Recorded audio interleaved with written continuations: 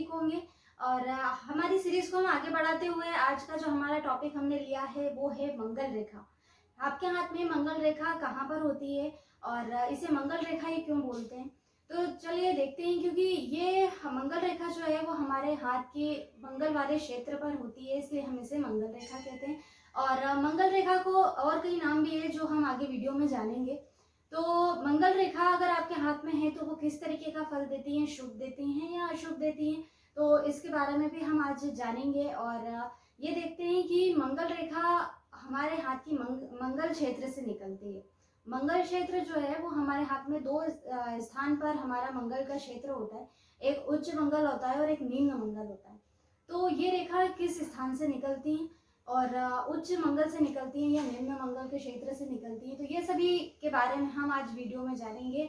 और चलिए शुरू करते हैं वीडियो और जानते हैं मंगल रेखा के बारे में और देखते हैं कि आपकी हथेली में भी अगर मंगल की रेखा है तो वो शुभ है या अशुभ है। तो चलिए शुरू करते हैं वीडियो और देखते हैं कि क्या कहती है आपकी हथेली। हम यहाँ पर थोड़ी बेसिक जो हमारी रेखा है उनके बारे में बता देते हैं। तो ये जो हुई हमारी जीवन रेखा, ये हमारी मस्तिष्क रेखा और ये हमारी होती है हृदय रेखा। ये तो तीन जो रेखाएं आप जानते ही हैं। अब हमारा जो टॉपिक है मंगल की जो रेखाएं हैं उसके बारे में है, तो चलिए वो शुरू करते हैं कि मंगल की जो रेखाएं होती हैं वो हथेली में कहाँ होती हैं और मंगल का क्षेत्र कौन सा होता है। तो मंगल का जो क्षेत्र होता है ये आपको जो अंगूठे का मूल दिखाई दे रहा है, इसके ऊपर का जो क्षेत्र है ये मंगल का क्षेत्र कहलाता है। वैसे हमारी जो हथेली है उसमें मंगल का जो क्षेत्र होता है वो दो तरीके से होता है। ये हमारा जो होता है क्षेत्र, छोटी उंगली के नीचे का जो आपको हिस्सा दिखाई देगा ये हमारा उच्च मंगल होता है और अंगूठे के मूल के ऊपर वाला जो क्षेत्र होगा वो हमारा निम्न मंगल कहलाता है। ये हमारा होगा निम्न मंगल। अब अगर आपको कन्फ्यूजन होता है कि निम्न मंगल कौन सा है और उच्च मंगल कौन सा है, तो आप याद करने के हिसाब से ऐसा सोच सकते हैं कि आपका जो ये वाला हिस्सा होगा, छोटी उंगली के नीचे वाला जो हिस्सा है आपको दिखाई देगा, तो ये आपको उठा हुआ दिखाई देगा और ये वाला इसकी अपेक्षा आपको दबा हुआ दिखाई देगा, इसलिए इसे उच्च मंगल और इसे निम्न मंगल कहते हैं। अब मंगल की जो रेखाएं होती हैं वो आपको निम्न मंगल से होती हुई दिखाई देंगी इस तरीके से। ये हमारी जो होती है मंगल की रेखाएं कहलाती हैं। अब ये जो रेखा होती है वो जीवन रेखा की सहायक रेखा होती है, मतलब कि ये जो रेखा आपको दिखाई देगी वो जीवन रेखा के साथ साथ चलती हुई दिखाई देगी, इसलिए हम इसको जीवन रेखा की सहायक रेखा भी कहते हैं। अब पहला प्रश्न तो ये उठता है कि ये जो हमारी मंगल रेखा है वो शुक्र पर्वत पर स्थित होने पर भी हम इसको मंगल की रेखा क्यों बोल रहे हैं, क्योंकि ये रेखा आपको जो मंगल की रेखा है आपको शुरुआत में भी दिख सकती हैं, मध्य में भी दिख सकती हैं और निचले हिस्से में भी दिख सकती हैं। क्योंकि ये जो रेखाएं हैं आपको मंगल की तरफ जाती हुई दर्शाती हैं, इंगित करती हैं, ऊपर की तरफ बढ़ती हैं, मंगल के क्षेत्र की ओर बढ़ती हैं, इसलिए हम इन रेखाओं को मंगल की रेखा कहते हैं। ये जो रेखाएं होती हैं इनको हमने जीवन रेखा की सहायक रेखा भी कहा है। तो ये आखिर सहायता क्या करती हैं जिसको हम इसको जीवन की सहायक रेखा कह रहे हैं। क्योंकि ये जो रेखा है, अगर आप कोई व्यक्ति बीमार होता है, छोटी मोटी बीमारी तो हो सकती है पर व्यक्ति को बड़ी बीमारी का शिकार नहीं होने देती है। कोई भी व्यक्ति बड़ी बीमारी का शिकार नहीं हो सकता। यदि दुर्घटना हो रही है या अगर किसी व्यक्ति की दुर्घटना हो जाती है तो व्यक्ति वापस रिकवर कर सकता है।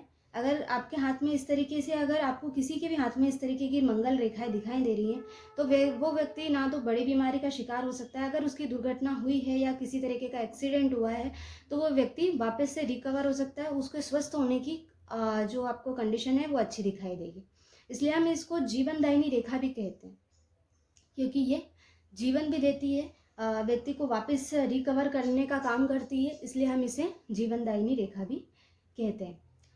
उससे मतलब व्यक्ति जो है वो अच्छी तरीके से स्वस्थ रखने में ये हमको उसको सहायता करती है और इसलिए हम इसको जीवनदायिनी रेखा, सहायक रेखा, जीवन रेखा की सहायक रेखा भी कहते हैं।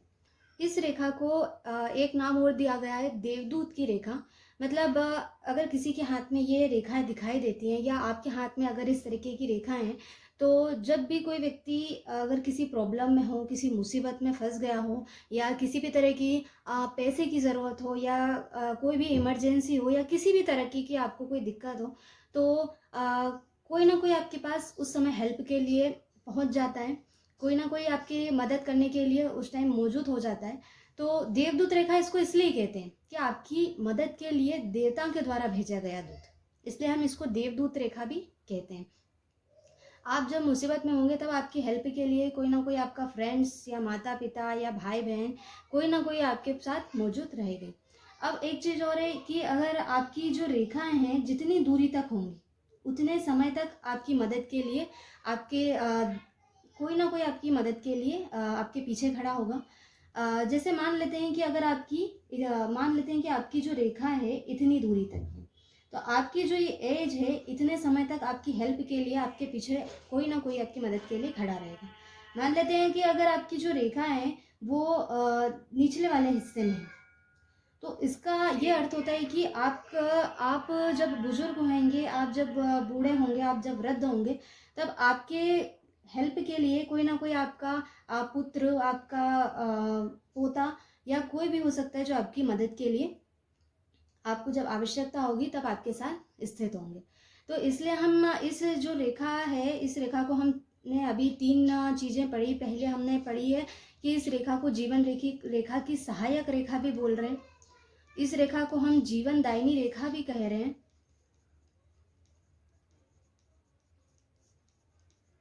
इस रेखा को हम देवदूत की रेखा भी कहते हैं। और ये जो है हमारी मंगल रेखा पर, मंगल जो हमारा पर्वत है उस पर स्थित होती हैं। तो इसलिए हम ये जो रेखा होना किसी के हाथ में बहुत शुभ माना गया है। और एक चीज़ और, अगर आपकी जो ये रेखा है अगर आपकी जीवन रेखा से जुड़कर अगर निकलती है, इस तरीके से जीवन रेखा से जुड़ी हुई है, यहाँ पर आप देख सकते हैं कि जीवन रेखा से जुड़कर अगर वो निकल रही है तो हम उसे मंगल रेखा नहीं कहेंगे, क्योंकि वो जीवन रेखा से जुड़ी हुई है। तो हम इसको दोहरी जीवन रेखा कह सकते हैं, 2 जीवन रेखा कह सकते हैं, लेकिन हम इसे मंगल रेखा नहीं कहेंगे। तो अगर आप आपके हाथ में मंगल रेखा देख रहे हैं तो आप बिल्कुल इससे पता कर सकते हैं कि आपकी वो रेखा जीवन रेखा से जुड़ी तो नहीं है। और मंगल रेखा जो होती है वो स्वतंत्र आपको दिखाई देंगी मंगल के क्षेत्र में। मंगल का क्षेत्र मैंने आपको बता ही दिया है कि अंगुष्ठ के मूल के ऊपर जो आपको क्षेत्र दिखाई देगा वो आपको निम्न मंगल कहलाएगा, और वहीं से आपकी रेखाएं निकल सकती है। तो इस तरीके से आप आपके हाथ में मंगल रेखाएं देख सकते हैं।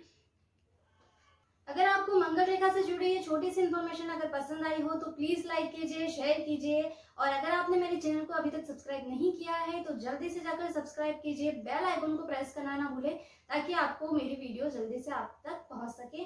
और हम अगले वीडियो में एक अच्छे टॉपिक के साथ जुड़ेंगे और एक इंटरेस्टिंग टॉपिक के साथ जुड़ेंगे। तो तब तक अपना ध्यान रखिए। धन्यवाद।